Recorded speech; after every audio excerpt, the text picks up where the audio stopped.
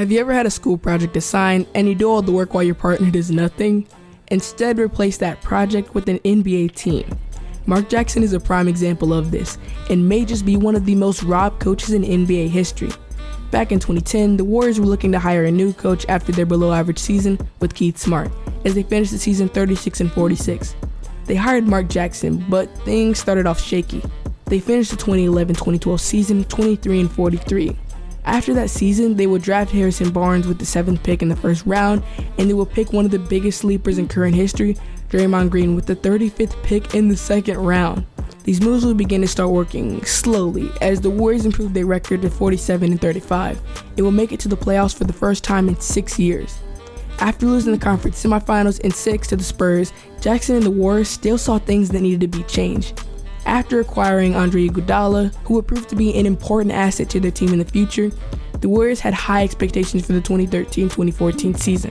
They would finish the season 51-31, their best record in over a decade.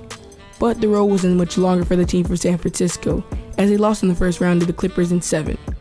Even though they lost in the first round, things seemed to be looking up for Golden State, but things got very interesting. Reports began circulating throughout the regular and off-season that Jackson had poor relationships with the Warriors management and with his assistant coaches.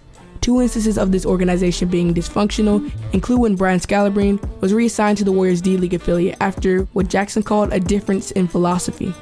Darren Erman was also fired for secretly recording coaches' meetings to share them with the front office personnel. Even though things were rough in the office, Jackson apparently had great and amazing relationships with his players, especially with their star Stephen Curry, who in numerous interviews, Curry has been quoted saying how close he was to Jackson.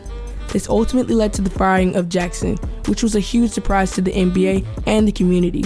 And who did they replace him with? Rookie head coach Steve Kerr. The next season, the Warriors would go 67-15, beat the Cavs to win the NBA championship. Season after that, they would go 73-9, having the best record an NBA team has ever had, and a few more championships, blow a 3-1 lead. You know the rest of the story.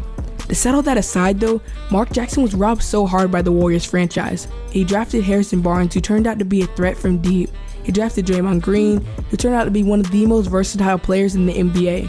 And he acquired Andre Iguodala, who ended up being the Finals MVP. He improved the Warriors' win total every season he was there, led the Warriors to their first back-to-back playoff appearances since 1991 and 92. So why fire him? They couldn't have just tried to fix these off-the-court issues on their own. Some even say the move was racially targeted, as they fired Jackson, who was black, and replaced him with the rookie white head coach Steve Kerr, who never even had any coaching experience before this. So when we think about the Warriors' recent success, it's hard not to notice how and if this team's future would have been the same or different. Yo, Pierre, you want to come out here?